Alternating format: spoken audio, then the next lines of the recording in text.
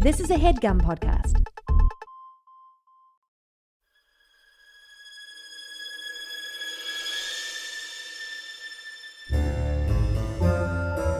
Oh, yeah. Welcome to A Funny Feeling Podcast. I'm Betsy Sparrow. And I'm Marcy Jarrow. This is a podcast where comedians tell us their paranormal experiences, and we listen to yours as well. Oh, yeah. And if you have one of these paranormal experiences that you want to share with us, please email it to us at funnyfeelingpod@gmail.com. Now get cozy. And prepare yourself to be scared silly. This is a Funny Feeling podcast. Hey, Betsy. Marcy. How are you? I'm good. I am really excited about the I'm show. blown away. I feel like I got to meet a big celebrity, like someone I'm a fan of. Yeah. Yeah, I'm blown away. I was nervous and excited. Yes. So and it happened. And it really happened. Honestly, the internet's amazing, you guys. So we're doing kind of a different episode this week because we got in touch with someone. So you probably remember seeing articles entitled "Woman Marries Ghost of 18th Century Pirate" about this woman in Northern Ireland. Her name is Amanda Sparrow Large Teague. I'm getting it all wrong. Okay. She is a medium. Yeah. And she met a spirit. And we got to talk to her. Yeah. And so this episode is us Skyping with her, and we made plans to go to Northern Ireland and do like a seance with honestly, her. She's our best friend now. We're best friends now. I loved her. She was fun to talk to. She was great. I think you're going to enjoy it. Go in skeptical. That's fine. And hear all about this woman's love affair. Yeah, it's pretty fascinating. With this, for as far as she knows, very hot Haitian, half Haitian pirate. And there is a point where her computer started getting weird, and she said that it was her boo, Jack. Yeah, so I think that maybe we even have a haunted episode Maybe we this have week. a little episode with a spirit there. So there's not going to be no educational learning this week. You're just going to jump right in. You're going to just be thrown in, and it's pretty exciting. So I hope you enjoy. Yeah, guys, share this far and wide. Get the real story. Far and wide. Subscribe. Remember, we always ask review, subscribe, tell your friends. Send us more of your stories. Yes, we love them. Maybe if you've had relationships with a spirit, let us know. Because Amanda can't be the only person out there. No, so there's others. Listen to her story and then hit us up. And then we'll see you in Northern Ireland, guys. Yeah, we're off to Belfast. Woohoo!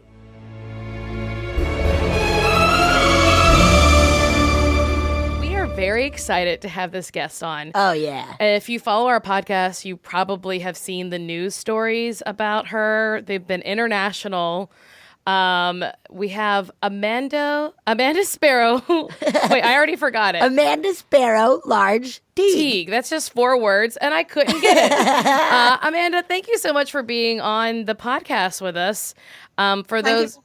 Yes. For those of you who don't know, Amanda is making international news stories, headlines for marrying a 300-year-old pirate ghost is what the headlines say. Is that accurate? Well, I would use the term spirit as opposed to a ghost, because anybody that follows the paranormal will know that a ghost is usually residual energy. Oh. So it's not interactive. It's not a soul, so to speak. Whereas a spirit is the soul of the person who's passed on.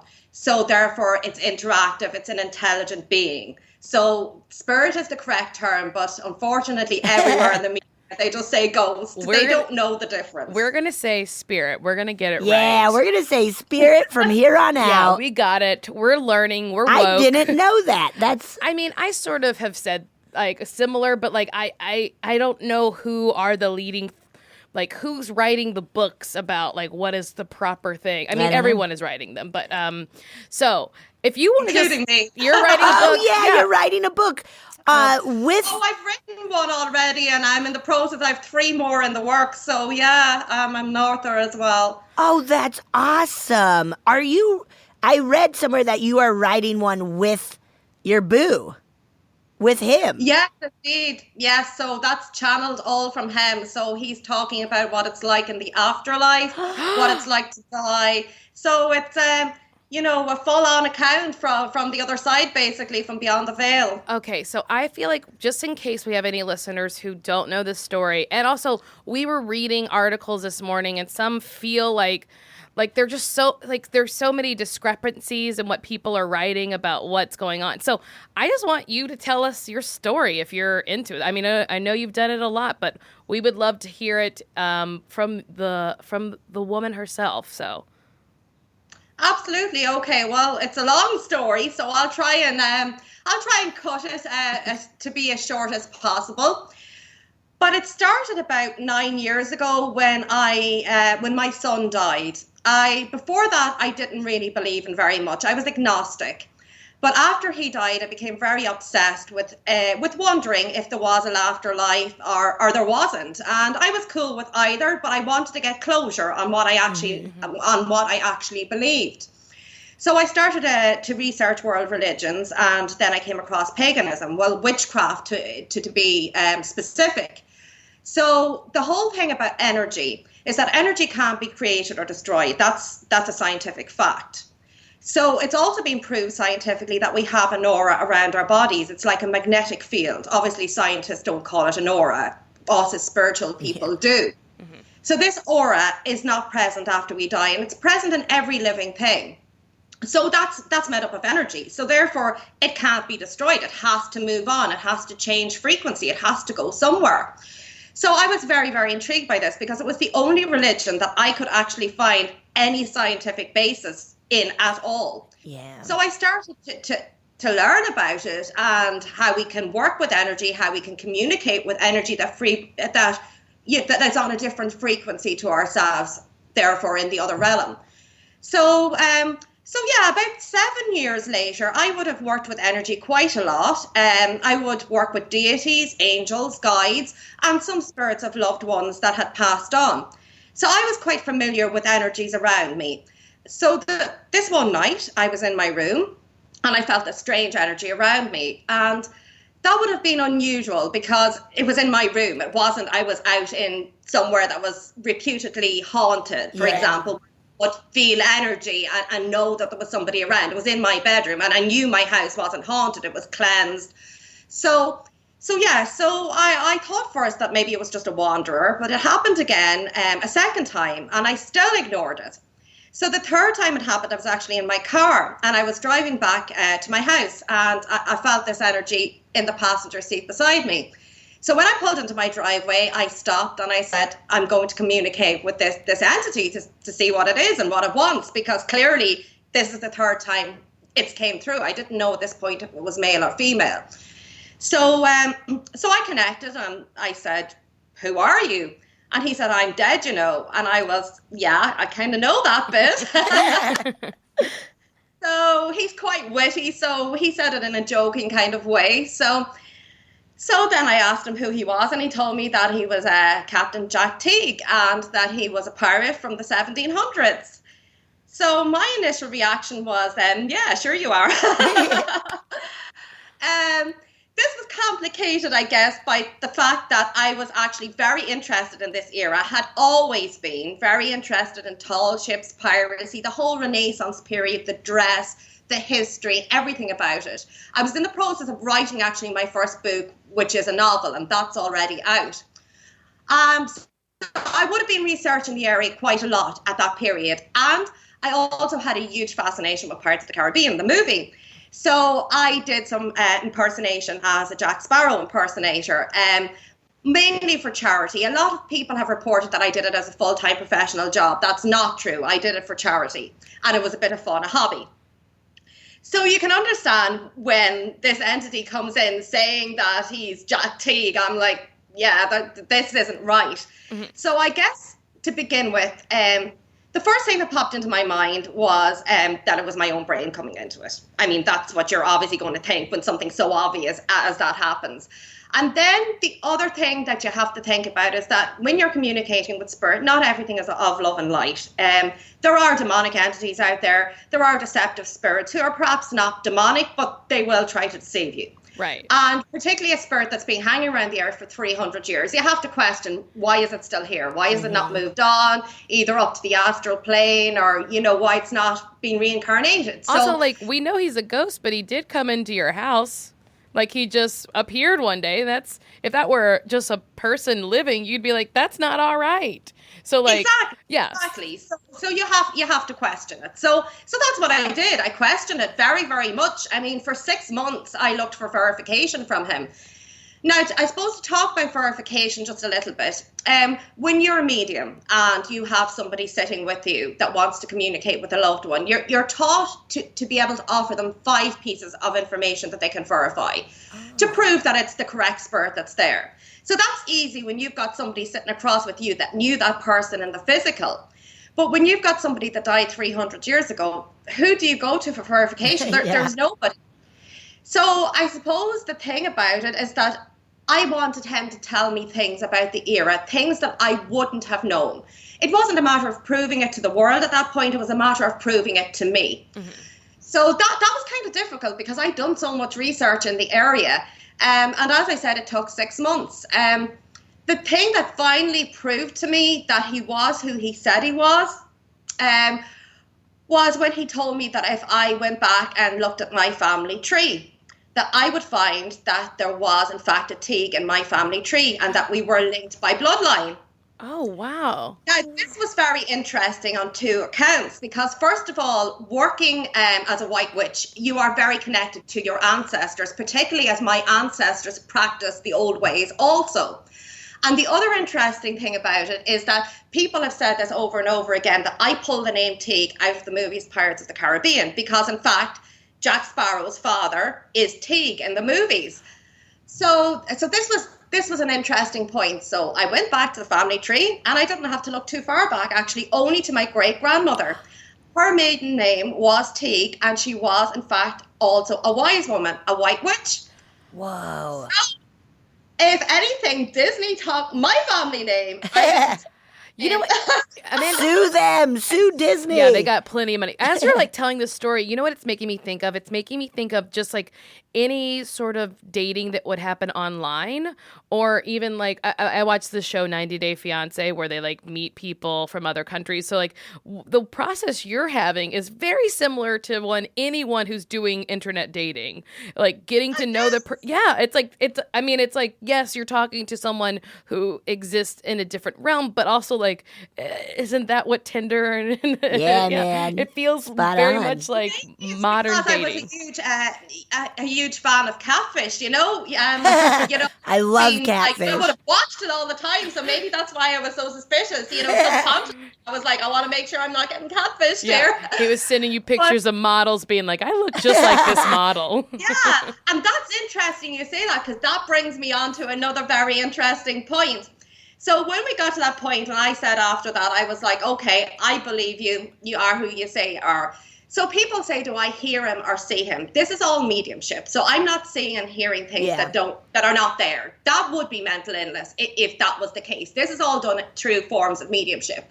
So the image he had given me when we got to know each other first was very, very similar to Jack Sparrow in Pirates of the Caribbean. Very similar.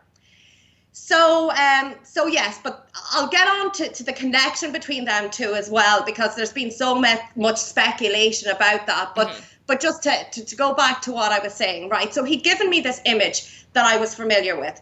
Now, when Spirit present an image to us, Spirit don't look like anything. That's simply the fact. So what does Jack look like? Nothing, because he's just energy, like electricity or like Wi-Fi. So he doesn't look like anything.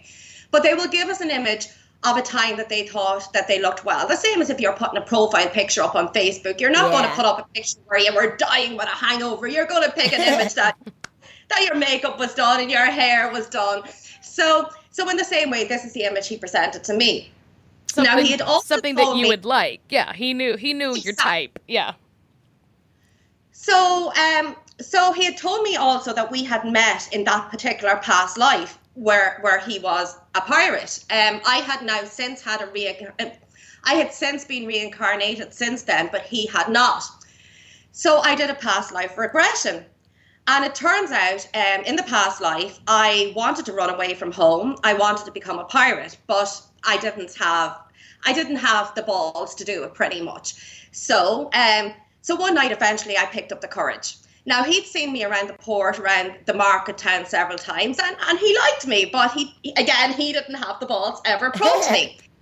So the night I ran away, I got set upon by some ruffians, and I was raped and murdered. And Jack came along, and he found me, and he tried to help me, but I died in his arms. And that was the only time I noticed him in that life. So when I was going through my past life regression, and it came to the part, I knew the eyes. I saw the eyes of this man looking at me. I knew it was Jack's energy. And imagine the shock that I got when I seen that this man was a black man. He wasn't Jack Sparrow from Pirates of the Caribbean. Right.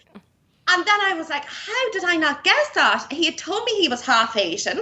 He was mixed race. How did I not figure out that, yes, quite clearly he would have been dark-skinned?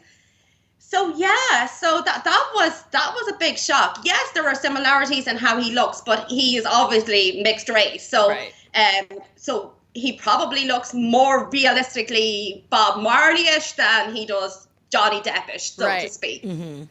So I mean, he gave me an image to begin with that was similar to what he looked like, but an image that I could relate to.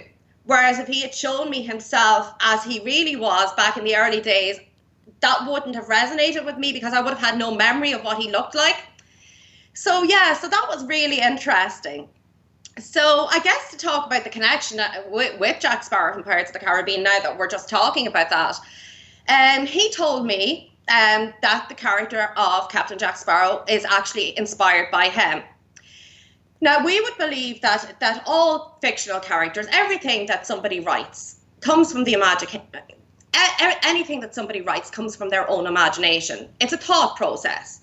Now, spirit communicate with us all the time, be that in dreams, be that in thought processes, whether we're a medium or we're not. Mm-hmm. Sometimes we just don't know it. I mean, we will have a really realistic dream, and we've been astral traveling, but we don't know that we have unless we've gone down this path.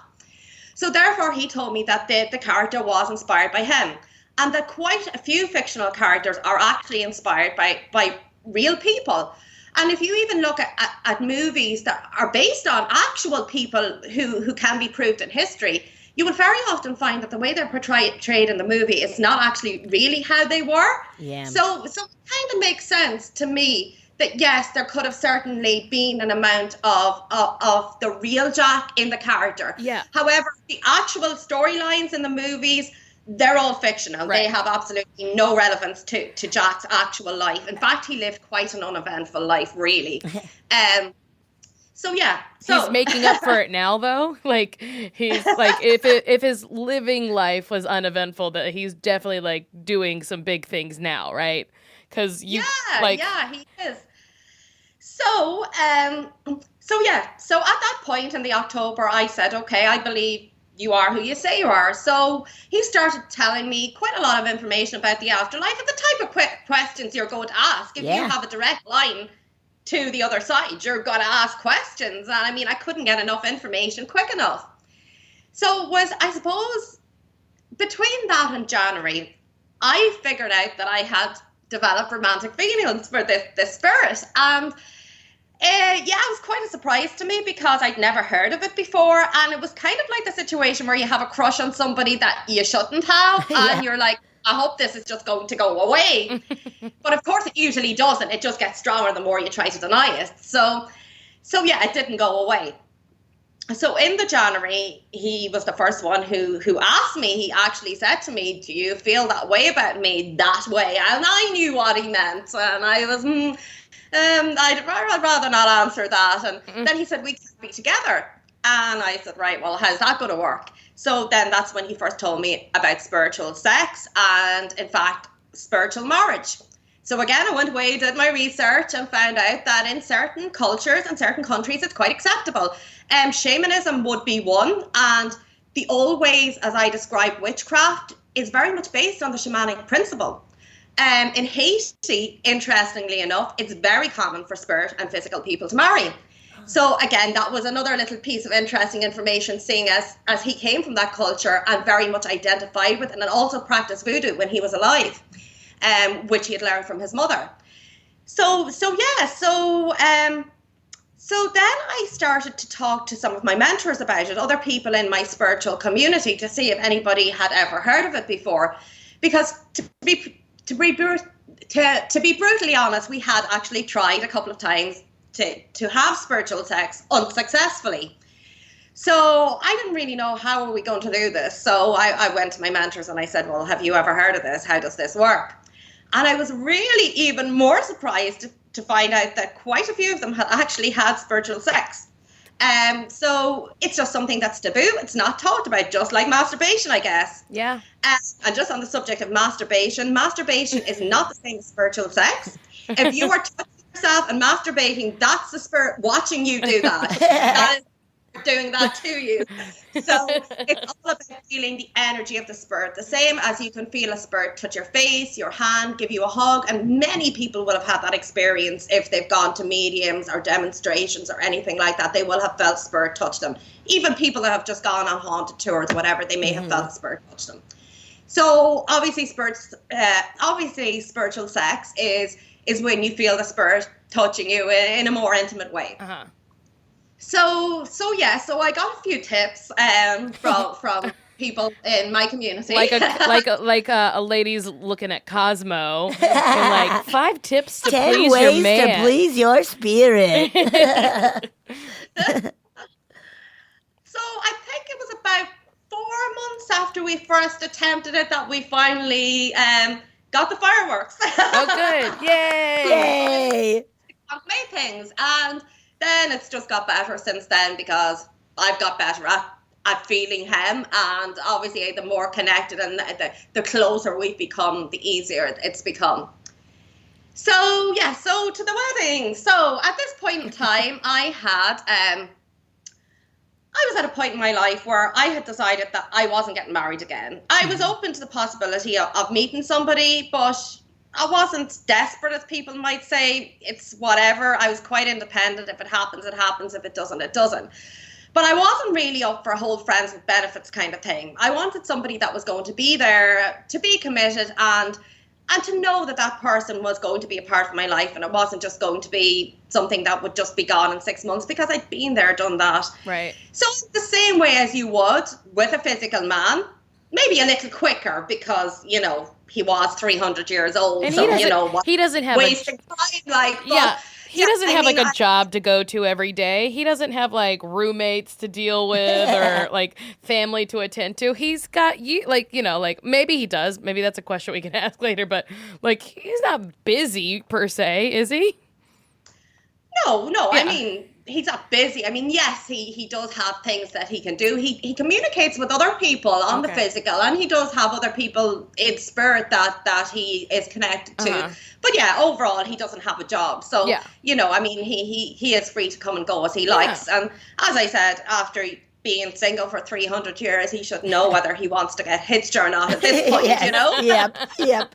So then it was me who actually put it to him, and I was, look, Jack, if I'm going to be making this commitment to you to be in a monogamous relationship, well, then I want the commitment of you to get married to me, because I feel I deserve that. I feel I deserve you to make a sacrifice too.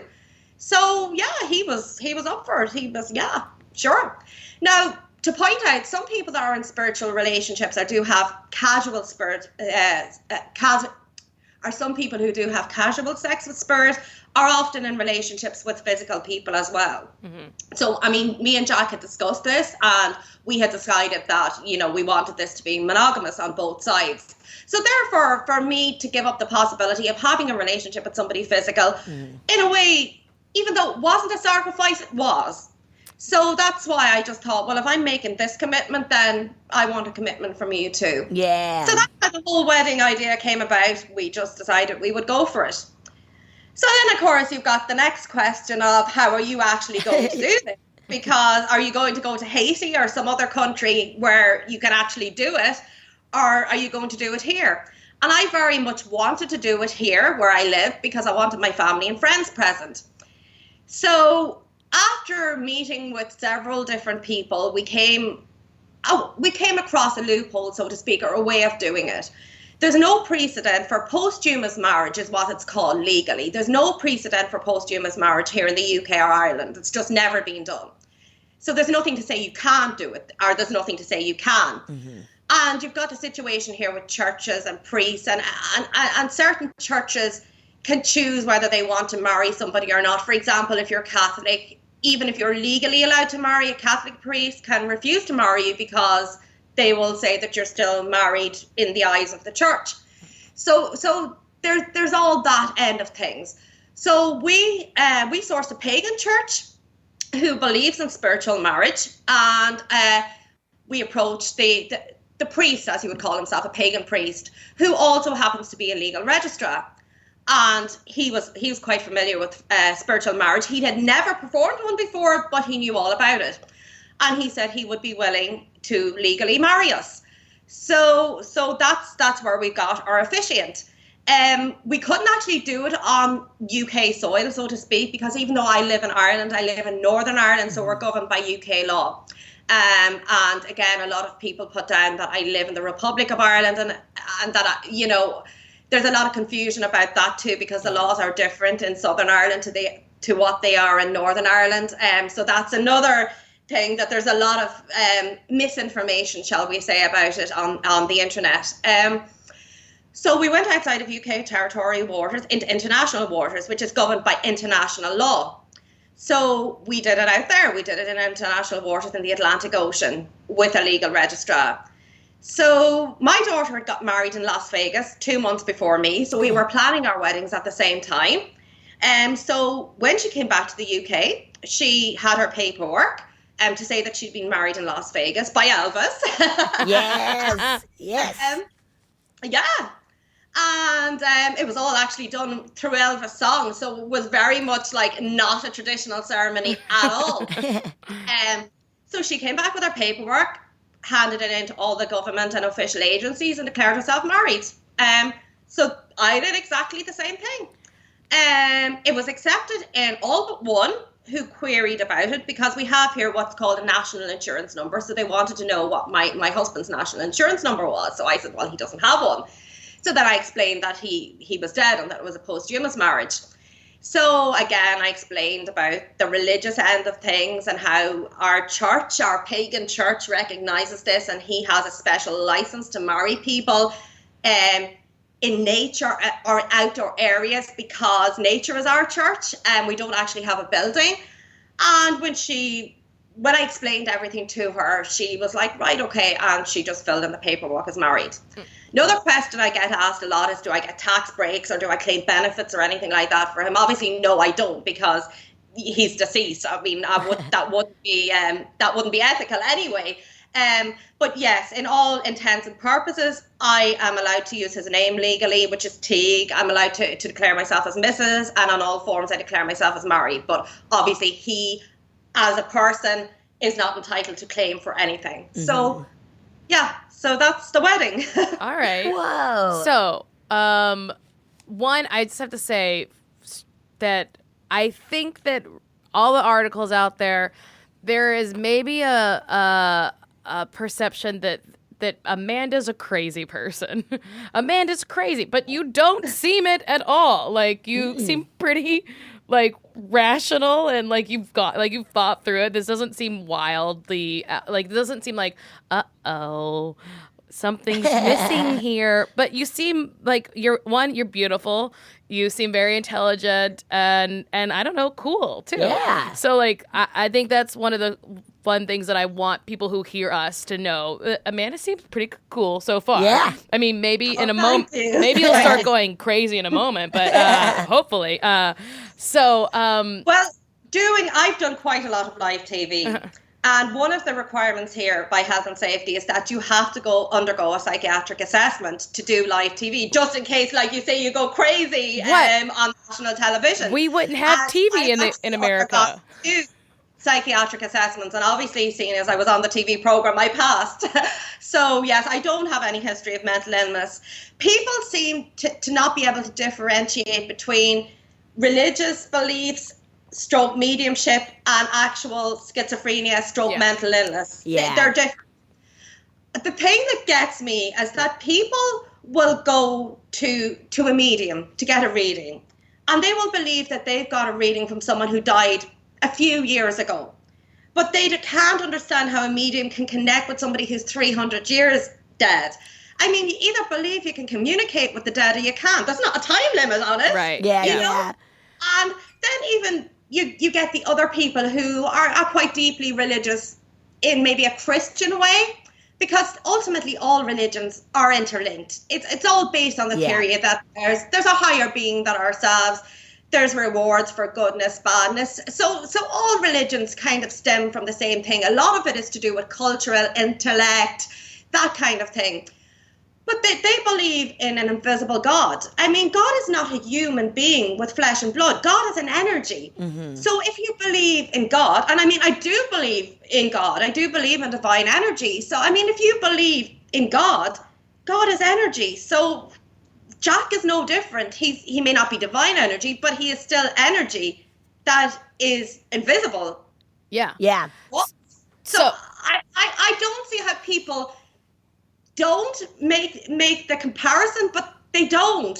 And I think that's the biggest shock that I got. I knew people were going to be surprised because it's not something that's very commonplace, but I didn't think it would be as controversial as it is. I thought people would be more open-minded. And even people in the pagan community, some of them are like, no, you can, you can connect to spirit, you can communicate with spirit, but it's not right to marry spirit. Oh.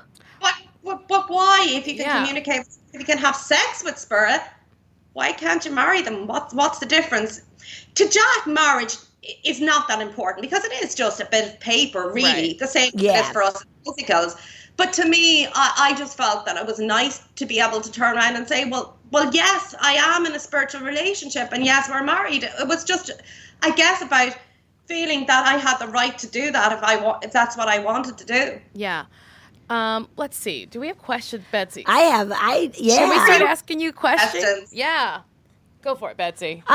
How are your kids and friends with this? Are they cool with it? Like, how did they react when you're like, I want to marry a spirit? Well, I guess I'll answer the friends first because that's the easy part. Because most of my friends were involved in spiritual work of some description. Yes. So to them, they weren't really that surprised. Maybe a little surprised that we were going to get married, but they weren't surprised that we were having an intimate relationship. Yeah. Again, my children would know about the work that I did with energy, and they would have very much known what my path was. But obviously, again, to turn around and say, I'm in a relationship with the spirit, we're getting married, that's taking it a step further. Yeah.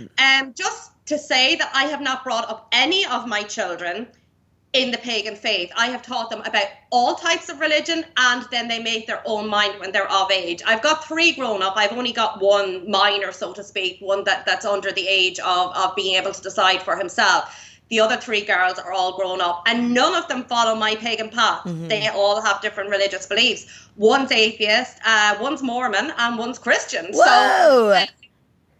So they're all very, very much different paths that they've chosen.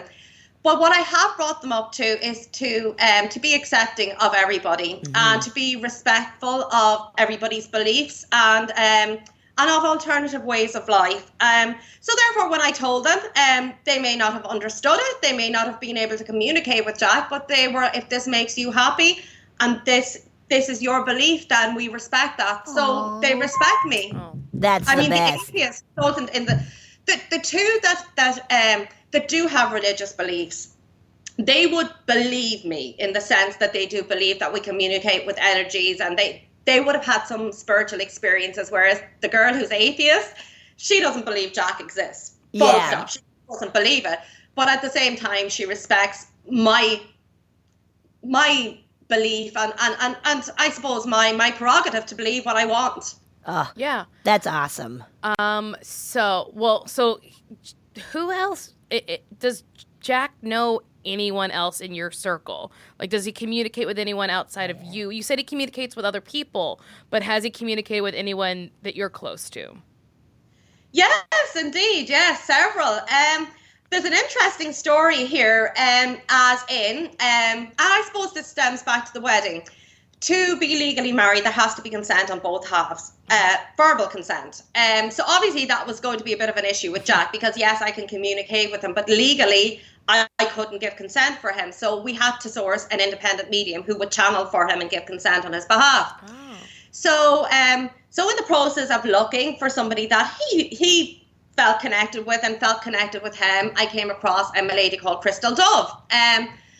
And Jack and I went to visit her several times. So before the wedding, one night we went there, Jack and his mate Matthew, who was going to be Jack's best man in spirit, he came along.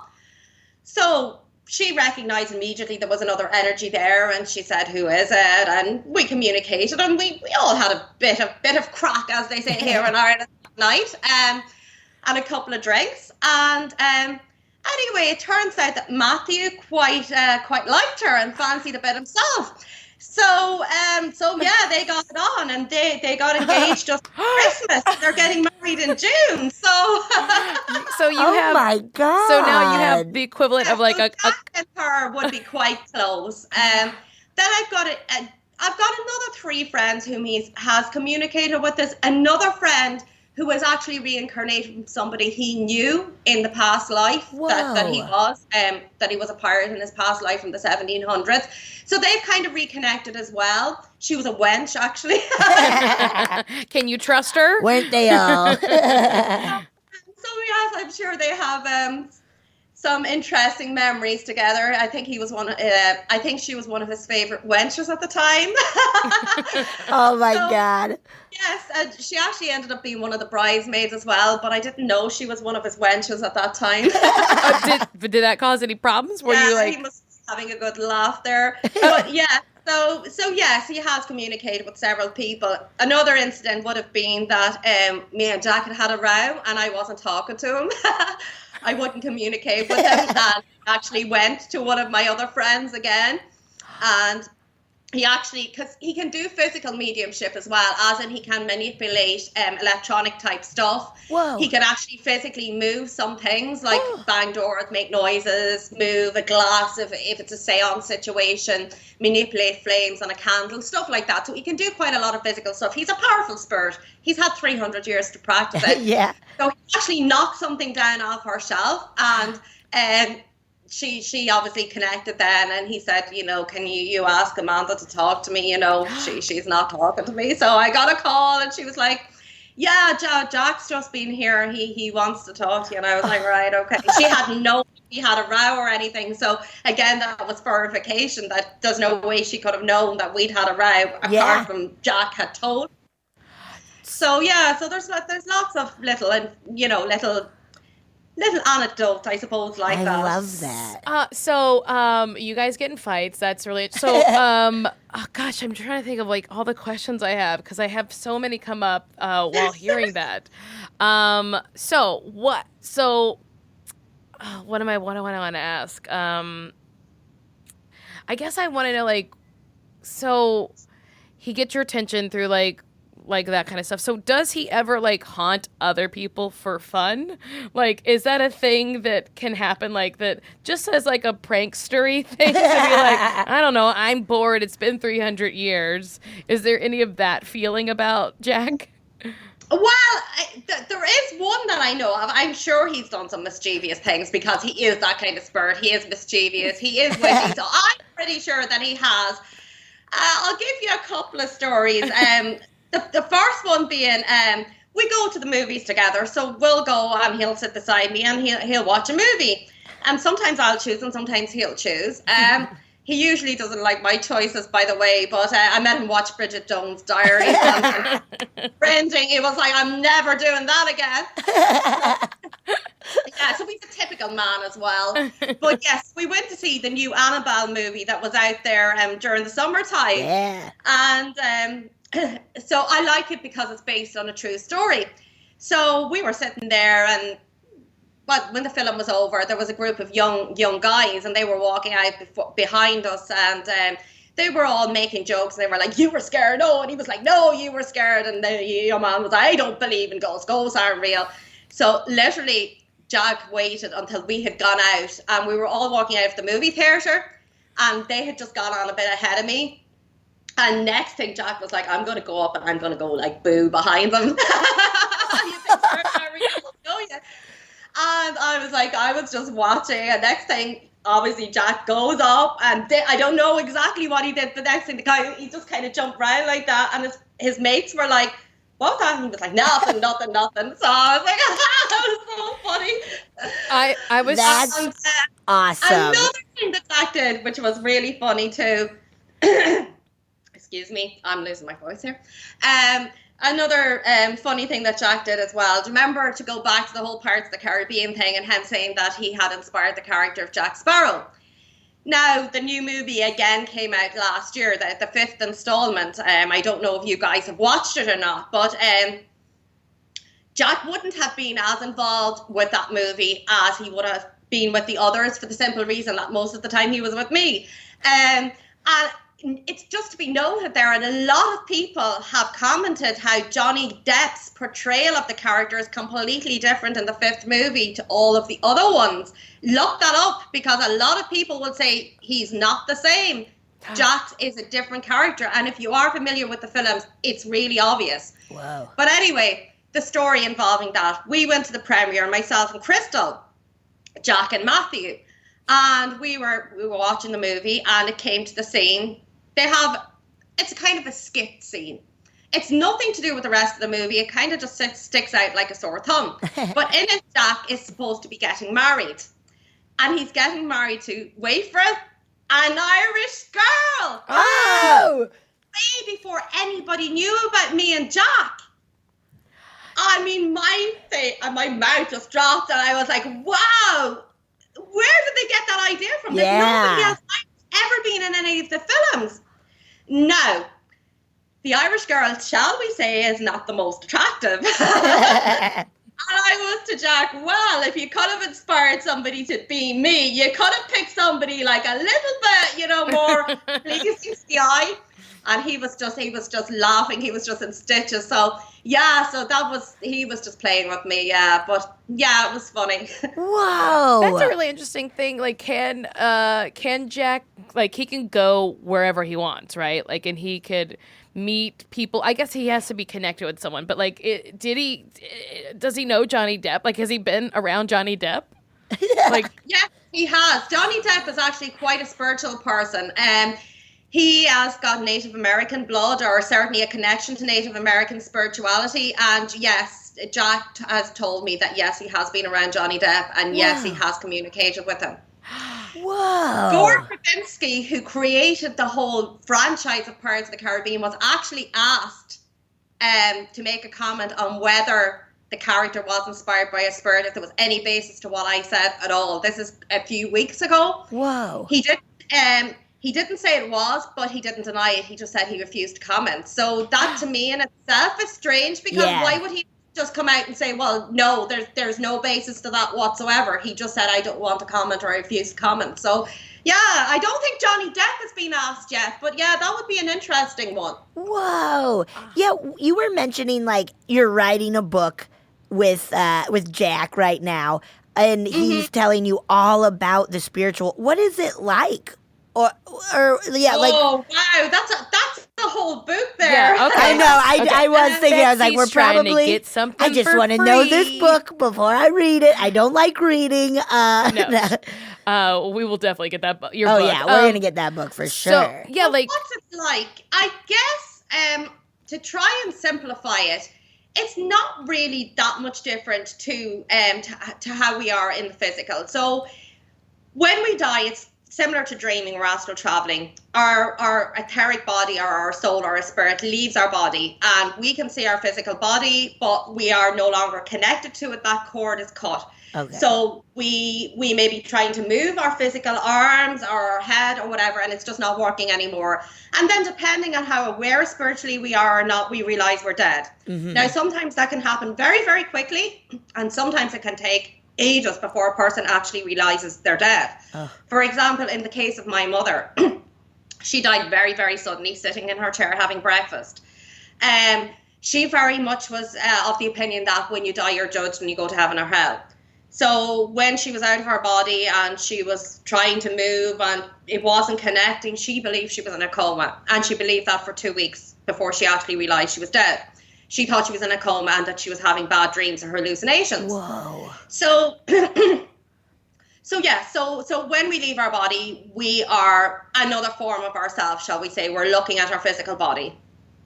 So again, depending on how long it takes for us to accept the fact that we're dead, then we need to learn, just as we as physical people need to learn how to use our spiritual gifts.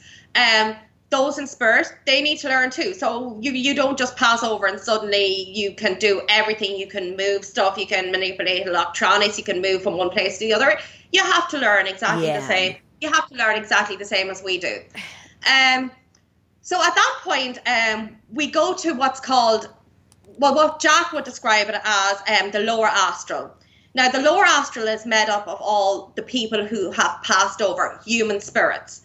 The frequency or the vibration that they are at depends on the type of person that they were. So we'll say people that lived very, very horrendous lives would vibrate at a very low frequency. Okay. And that's why you get such a bad feeling, a negative feeling when spirits like that come in. So the higher the vibration, the more positive the energy feels.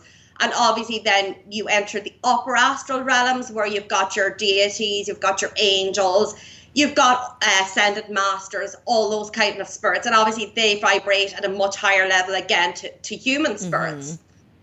So when we're in the lower astral, that's when we have to make the decision about whether we want to reincarnate or we don't. There's no time limit on it. We can stay there as long as we want.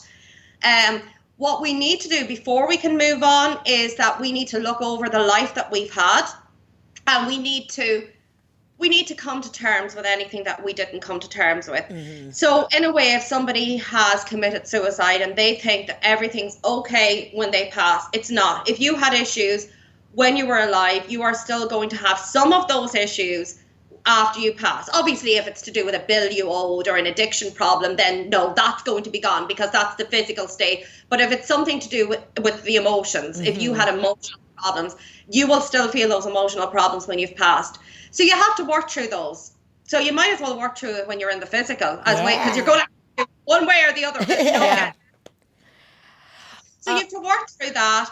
You have to eventually come to terms and cut ties with that life and be ready to move on to reincarnate.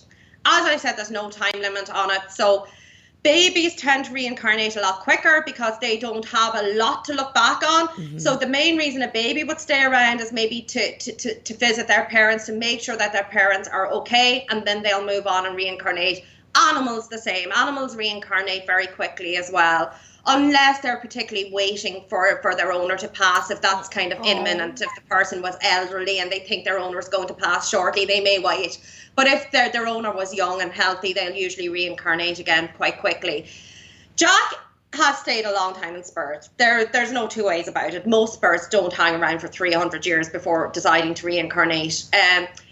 In his case, he very much loved the life that he lived when he was alive. He really loved who he was. He loved how he looked. He loved everything about that life, and he didn't want to give it up. Yeah. He didn't want to be, I suppose, not reprogrammed is the wrong word, but he didn't want to put all that to rest and become somebody else. He wanted to stay who he was. So that's why he stayed in spirit. But I guess instead of just wasting his time and just simply haunting people, so to speak, he decided that he wanted to be more like a guide, and he wanted to be an ambassador for spirit, and he wanted to try and educate people about spirit and bring people in spirit closer to those in the physical. And he's tried through communication many times over the years, but this is the first time that his actual story has actually got out there, so to speak. So that's really what he wants to do. He wants people to know how they can connect back with their loved ones. Because if you can imagine the grieving process that we go through when somebody dies, a loved one dies, with the person who's in spirit, is also grieving for their life, is grieving for the loved ones that they can't communicate with either. So imagine how healing that is for both people if there can be some kind of a realization that they're still around. And I think that's very much what the book is wanting to teach people and help people with, is to be able to have that reassurance. It's all well and good going to a medium and a medium giving you a message and you're like, yeah, that's great. But to be able to feel it yourself, to be able to feel your loved one beside you, then you know because you've had that experience. And that's very much what he wants to do. In his own life, I guess I didn't actually say that how he actually died, him being of mixed race. People will say about him being a pirate, they'll say, oh, you know, he must have been, you know, why would you want to marry somebody that was a murderer and all that, you know? And that's a fair point. I discussed that with Jack way back because obviously he was a pirate. Obviously it was a different era and he did murder people. So I did talk to him about that. And I said to him, well, you know, if you have murdered people in your life, how come that you're not vibrating at a very low energy, at a very low vibration? And he explains, and it's explained in the book as well about murder. The intent is what puts the imprint on our soul, so to speak. I'm not going to use the word judgment because there's no judgment. We judge ourselves. So we look at what we've done and we figure out whether it was right or wrong ourselves when we pass over. There's nobody there that's going to judge us for it. So yes, so you cannot compare a serial killer who goes out cold-bloodedly, murders people, takes pleasure in it, and desires to do it again, to somebody who kills in self-defense or who is in the army and kills to defend their country. It's a completely different thing. So what defines how we vibrate when we pass over is the intent that was there and the motives behind it. Yeah. So he told me that he never killed anyone, that he didn't have to kill, and that it wasn't in self-defense. So that explains that in a logical way, because people think I'm not logical, but I'm actually a very logical person. I need to know, I need an explanation for everything. So in his own life, being mixed race, slavery was a big thing in his time.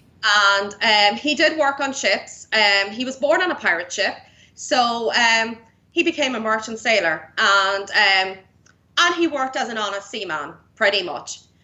But because of his colour, he received a lot of attacks, racist attacks, pretty much. And he was afraid that at some point, even though his father was English, well, he was of Irish descent, but his father was an English national. So he claimed to have English blood through his father.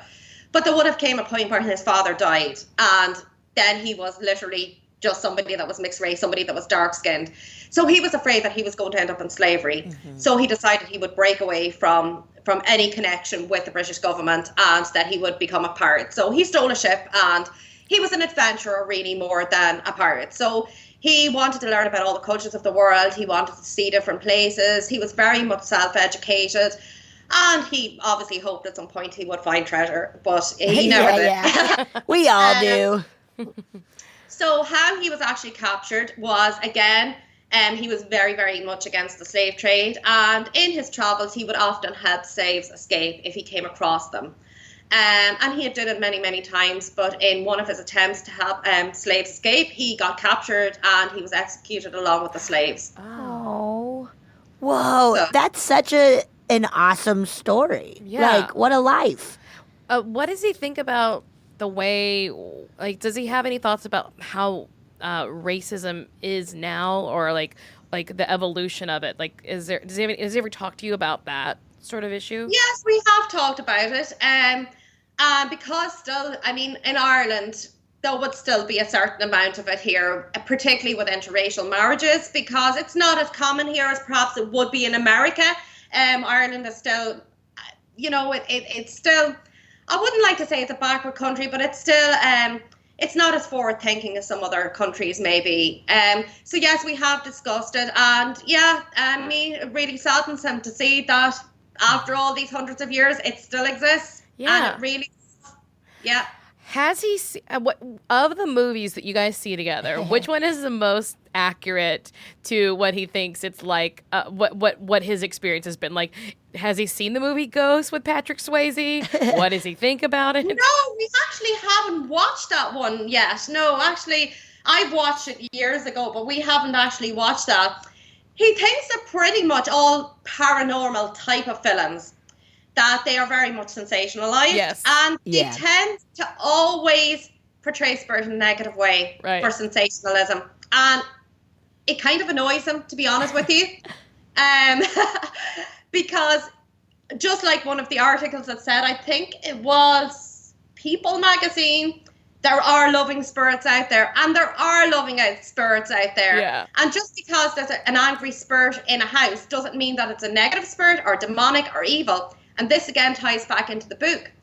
If somebody doesn't know they're dead, or they do know they're dead, but they lost their house or their home, and they want to stay around that because spirit like to stay around what's familiar. Then somebody else moves in, they start changing everything around. The spirit is like, who the hell do they think they are? This is my house. So just to say, if somebody came into my house today and started to move everything around and tell me, you get out, I wouldn't be very happy. I would stick my ground and say, no, this is my house. Even you go. So sometimes spirits that are tried to be exorcised, in a sense, that makes them more annoyed because they're like, you're not putting me out. So in a way, as a priestess and as somebody who does clearings, how I would deal with it is I would just go in and I would talk to the spirit. And yes, there's no doubt that sometimes there are demonic entities out there, absolutely. But do you know, the majority of times, they're not. The majority of times, they're just spirits who are upset, frustrated, angry, and all they need is somebody to talk to them and to explain to them what's happening. And very often you'll find a situation where spirit and physical will be able to stay there in the same place quite happily together. So yeah, so it's very much always portrayed badly, like especially talk about spiritual sex. I mean, the only film that springs to mind to do with spiritual sex is The Entity. Oh yeah. And that is horrendous. And you know, yeah, there's no films about loving relationships with spirits, and I think that's the thing that annoys Jack the most is that it's just always portrayed so badly and so stereotypically. Yeah, I think he's got to see the movie Ghost. He's got to watch Ghost. I think he might like it. Yeah, we should put that on our to-do list. Earlier when go ahead, sorry. As regards the period of the 1700s, I mean, people ask me a lot of the time, and this is probably going to be on your list of questions anyway, is that about how does Jack like the modern world? Yeah. And I guess the answer to that is, you know, he hasn't just been dropped into the modern world. He's seen it progress slowly. So it's not like it's a huge culture shock to him. Suddenly it's 1700 and now, you know, it's 2017, 18. You know, he has seen it progress gradually. But he would still choose his own era over the modern world. Even though there are things about the modern world he likes, he would still choose to be living in his era. So I have talked to him because I'm very interested in the whole history element. I have asked him about what would be a true portrayal from movie-wise of his era. And the one that he's told me reflects truly what the time was about, of the ones we've watched anyway, is Outlander. Oh. Yeah. That's really cool. That's so interesting. What other questions? Oh, earlier when you were talking about Annabelle, I was so hoping that you were going to say that he's like, oh, I know her. But I actually knew her. She was much nicer than that. Yeah, the movie made her really mean. I had an experience actually with a creepy doll, as we call them. We call them dolls, you know. But I had picked her up in a charity shop. I don't know, for some reason I just felt drawn to her, and I don't collect them or anything. But anyway, it turns out I was passing by where she was, and I just felt she was looking at me, but I didn't feel it was evil. So it turns out anyway that her owner had passed on, but her owner really loved her, and her owner just wanted to communicate with me to tell me that the doll's name was Katrina. Whoa! But I look after her. So yeah, so that was interesting. Yeah, so I have a creepy doll called Katrina. Have you, your whole life, been able to like connect to the spiritual world, or was it like that 9 years ago when you kind of opened up and started getting more into it? Uh-oh. Did you freeze? Did we lose a... Hello? I think we lost. We lost. We could always call Yeah. her. Yeah. Do you want to hang up and call her back? Yeah. Oh, wait, wait. there we are. Oh. There we go. Oh yeah, here we go. we Wait, did I do froze. something? Jack, are you messing with this? Are you actually messing with this? Because sometimes. Here we go again. Yeah, Yeah. we're doing it again. We're not doing anything. Jack, if you want to say anything, Jack, please. Say please. Is Jack there? Yes, he was here earlier because I can feel his energy when he comes in. It's always, to me, his energy is always really warm. Awesome. He never feels like cold. A lot of people say spirit energy is always cold. It's not. It's not always cold. Yeah. His energy is always warm. So yeah, I wonder if he wanting to say anything. What were you about to ask me anyway? Oh, I was going to ask you, have you always been able to like communicate with the spiritual world, or was it like that 9 years ago when you started really opening up and learning about it? I had a lot of spiritual experiences in the past, Yeah. from seeing somebody now that I know happens to be one of my guides, to having premonitions about things, to actually thinking I had knocked down somebody on the road, then getting out to discover there was nobody there. Whoa. I have had loads of experiences, but do you know what? I'm a very logical person. And I always put it down to, I was driving, I was tired, it was highway hypnosis. Do you know what? When I saw that person that warned me about that fatal car accident, I was actually taking medication for migraines. It was probably the medication. So Yeah. I always found a logical way to explain it, because I just didn't want to believe that there was such a thing as ghosts or spirits. I was just, that's nonsense. So yeah, I mean, I've always had spiritual experiences, but it wasn't until the 9 years ago that I started to accept them and to explore it. Yeah. And that was because I finally accepted, right, okay, I do believe that there is such a thing. Before that, I just didn't want to accept that there was, so I always found some way to explain it away. Yeah. So you said Jack's a very powerful spirit. Has he ever been able to manifest so that you could see him, or is that something he's not interested in, or? Yes, that's a very interesting question. Yes, spirits can manifest, but it's actually incredibly rare. Most manifestations are residual energy or ghosts. Okay. It's all to do with the atmosphere and the oxidization in certain buildings, which is similar to a VHS tape or a cassette tape. And that's scientifically proven that certain materials can oxidize images. Wow. So most manifestations are in fact ghosts. They're actually they're not somebody. But yes, it can happen. So me and Jack discussed this. So we had decided that he was going to try and do this, and he had tried, and he just simply could not get up enough energy to do it. It takes a lot of energy on behalf of the spirit. So no, he hasn't managed to do it. He has tried, and I'm hopeful that maybe eventually he may be able to do it. But no, not as yet. He hasn't managed to manifest. Let's see, what other question was rolling around in my head? Betsy, do you have any? So many. It's so many. I feel overwhelmed by how much I want to know more. Yeah. I'm trying to think. I was just right on the tip of my tongue, but I forgot it. Oh, I know. It was about. So we have read a lot of articles that have said all kinds of things. What is is there anything out there that feels like it is so untrue and so crazy that you want to make sure people, what is the craziest thing you've read about yourself? I think the thing that drives me mad the most is when people say that I wanted to marry Johnny Depp, and I use a picture of Johnny Depp and I'm obsessed with him, and that just drives me nuts. I think that's the most misconception. But it doesn't really, I'm not really angry with people who make those comments, because in a way the media have sensationalized it, and even though you give interviews, it's always edited down, and usually the bit that describes the connection of the real Jack to Johnny Depp or to Jack Sparrow is just left out for sensationalism. So I get where people are coming from. I didn't use a photo of Johnny Depp at the wedding. What it actually was is its actual painting. It's a canvas painting. It is a canvas painting of the character of Jack Sparrow, but darker skinned.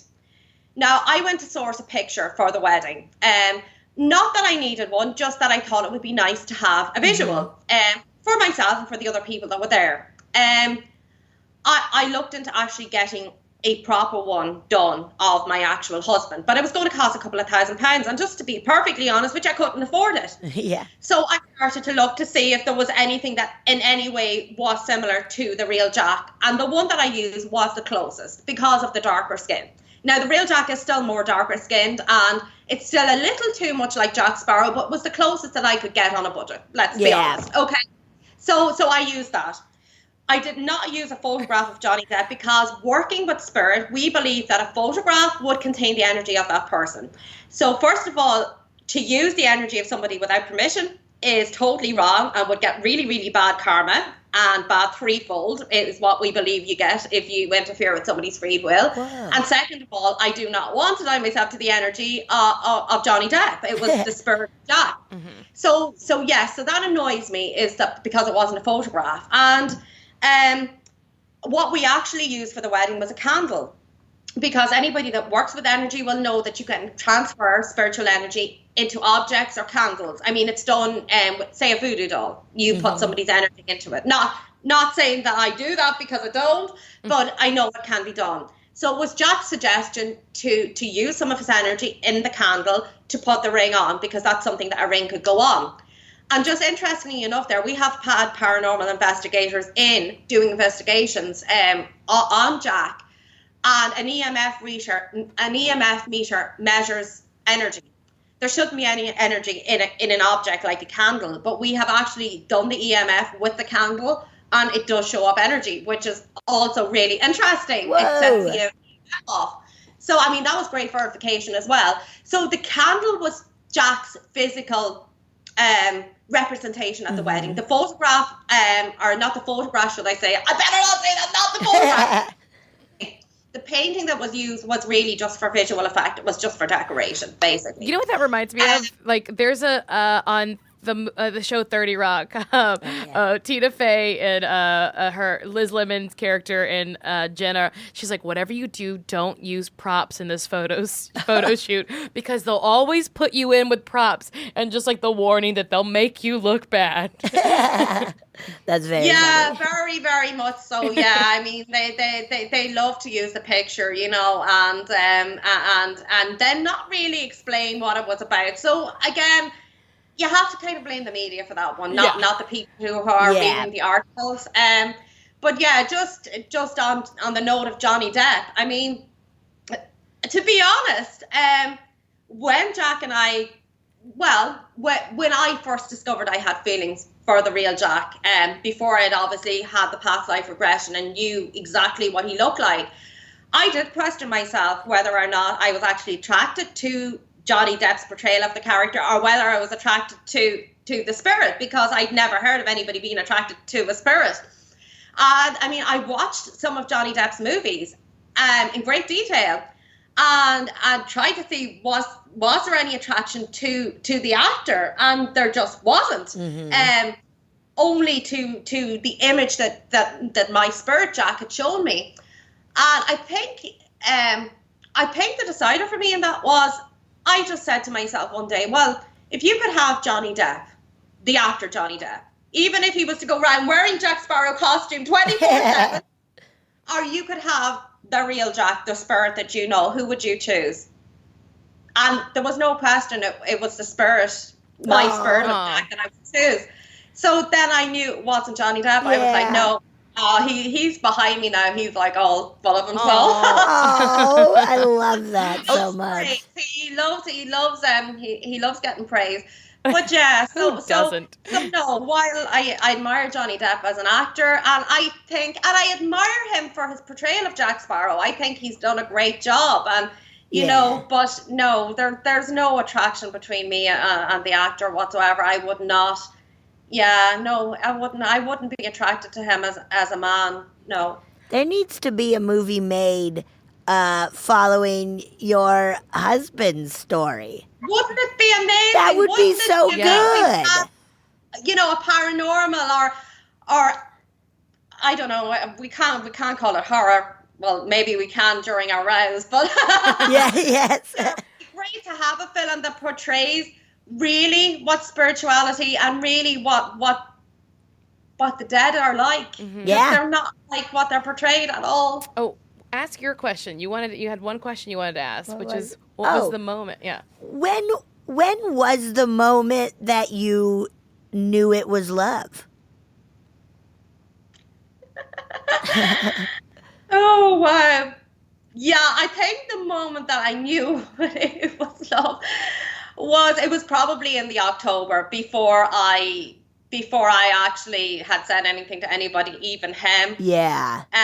We were just hanging out, and I was just talking to him, and I don't know, we were just talking about it. I was still doing the Jack Sparrow impersonation at the time, actually, and I had just done a charity event, and I was in my whole Jack Sparrow costume, and I just came home. And I was just sitting on the bed thinking, oh, this is going to take me about an hour to take off all this facial hair and all these dreadlocks out. And I'm like, oh, I'm dreading this. And I'd been thinking about other events that I had to do, and Jack was just there. And we just got talking, and I don't know, just something happened, and I was just, yeah, you know what? I actually really do love you. Oh. And I think that's when it clicked with me, and I was like, oh my God, I'm in love with a spirit. What am I going to do? Oh, I love that. I think, not to drastically change, this is from a very sweet moment to, but I read one article that said that, like, that you were married and your husband caught you having a sexual relationship with a ghost. Is that true? No, I actually haven't read that one. Okay. I haven't seen that It one. was like I looked in the window and there she was. Myself and my husband broke up years ago. Yeah. We broke up in 2009. So, yeah, way before me and Jack ever met. So, no. Actually, interestingly enough, my ex-husband was at our wedding because we're still quite good friends and we have children together. Again, he doesn't believe in anything, but he supports me also like the rest of my family. So he was probably cringing a bit being there, but he was there. Aww. And we have a good friendship. That's good. We probably always were more friends than having chemistry anyway. Yeah. But no, that's simply not true. Okay, good. I'm glad. Yeah, good. That's insane. Are there any last things you want us to know or tell us, or I don't know? This has been fun. Yeah, there is. I don't know if this is what Jack wanted, because he was messing with that there a minute ago. So I don't know, because there was something that was in my mind. I was like, I must say that, and then that's when the screen started to go zzz or whatever. So yeah, people say to me, why do you think Jack came to you, or why do you think he connected with you? Or sometimes people would say in the articles, Jack connected with her because she was a Jack Sparrow impersonator, and I'm like, oh, I cringe at that as well. So why did Jack connect with me? Out of, well, he does connect with other people, but why me? So yeah, that's interesting. Obviously, there's the ancestral connection, and we do believe that our ancestors do have a direct link to us. Mm-hmm. But that wasn't the reason. The interesting reason why is to do with my witchcraft. So witchcraft, again, is very, very much misunderstood. What spell casting actually is putting out an intention to the universe for something that you want to manifest. So you're using your own energy, then you're asking the energies of the spirits that you work with, be your gods and goddesses, your angels, your guides, to add their energy to it and to give you ways or opportunities to manifest something in your life, or to get rid of something in your life if it's the other way around. So I had been in Scotland the previous November. This is all linking back into the whole Outlander thing, you might. Yeah. So I'd been in Scotland the previous November to when I met Jack. And I had met somebody in Scotland that I kind of liked, but it wasn't really going anywhere. It was just very casual.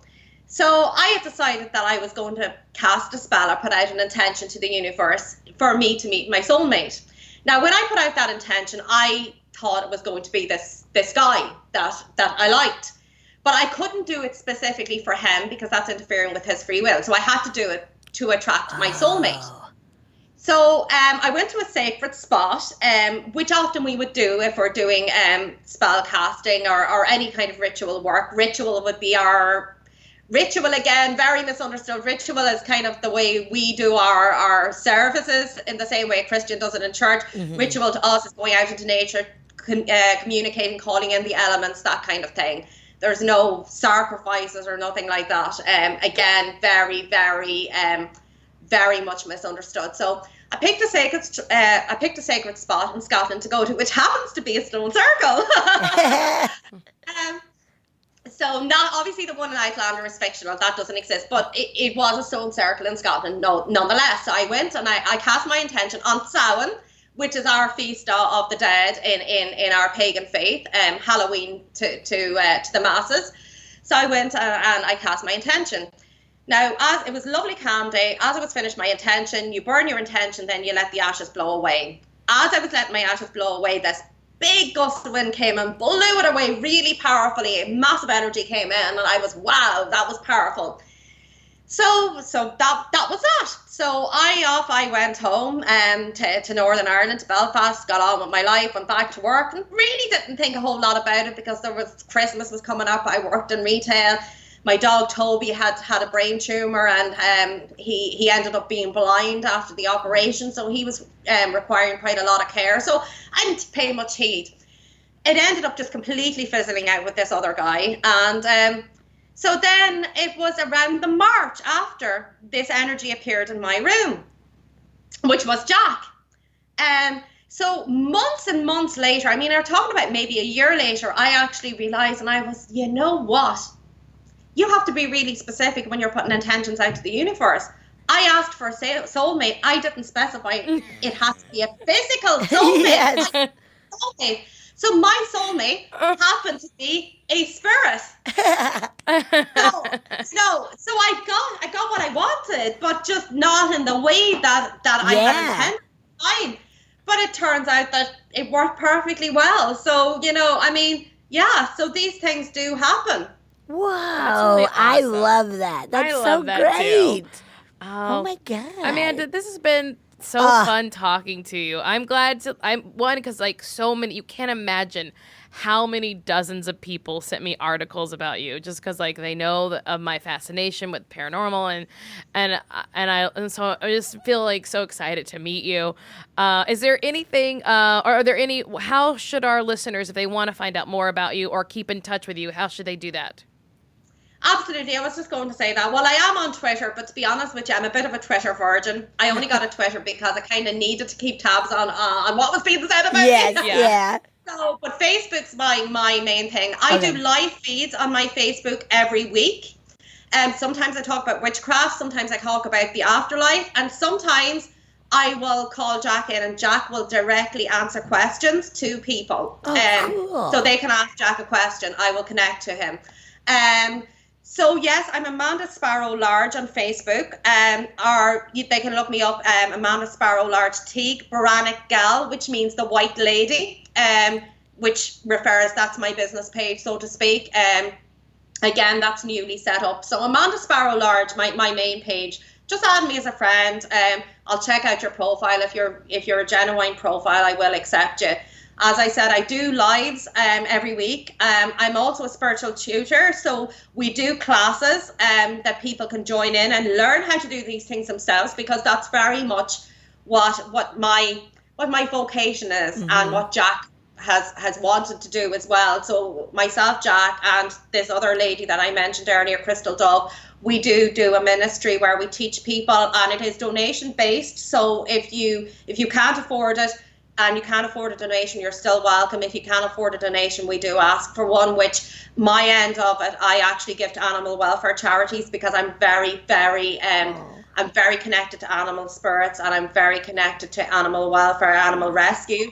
So, yes, so add me on Facebook, send me any questions, and you can tune in. You'll see the advertisements for the live feeds as well if anybody wants to tune in. So yeah, I'm more than welcome. Yeah, the more the merrier. Oh, that's so great. Well, thank you so much. Thank you, Amanda. Thank you. Have a lovely night. It's been great because it's been very detailed, which is really good. Yeah, it's really awesome.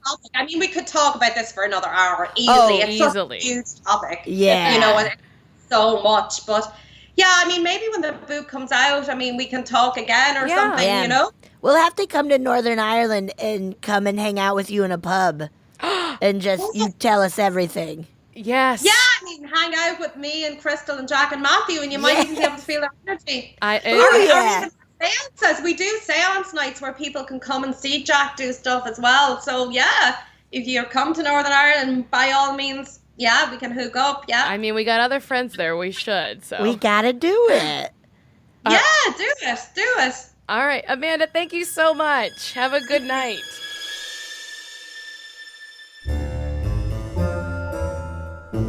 Oh, yeah. Thank you so much for listening to A Funny Feeling. If you have a paranormal experience that you would like to share, please send us a voice memo, or you can email us just a letter at funnyfeelingpod@gmail.com. I'm Marcy. I'm Betsy, and don't shit your pants.